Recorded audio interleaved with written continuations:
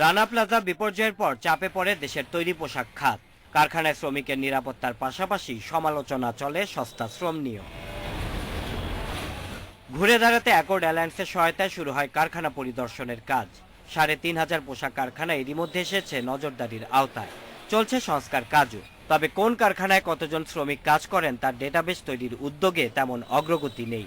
এখন পর্যন্ত ১৪৫০ কারখানা এসেছে এ তালিকায়। ব্যবসা করতে গেলে সবাইকে এতে আসতে হবে বলে জানিয়েছে বিজিএমইএ। আপনারা যারা এখনো ডাটাবেজে আওতায় আসেননি তাদেরকে অবশ্যই অতি সত্বর এই ডাটাবেজের আওতায় আসতে হবে।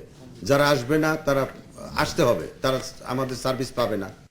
দেশের পোশাক শিল্পের সার্বিক পরিস্থিতি তুলে ধরতে গিয়ে বিজিএমইএ সভাপতি বলেন, গ্যাস বিদ্যুতের অভাবে অনেক কারখানায় উৎপাদনে আসতে পারছে না। বছর বছর রাজনৈতিক অস্থিরতা ও কারখানা সংস্কারের চাপে অনেকেই ব্যবসা গুটিয়ে ফেলছেন। উদ্বেগের বিষয় যে গত ৩ বছরে বিভিন্ন কারণে সক্ষমতা হারিয়ে ৬১৮টি কারখানা বন্ধ হয়ে গেছে, আরও ৩১৯টি কারখানা বন্ধ হওয়ার পথে।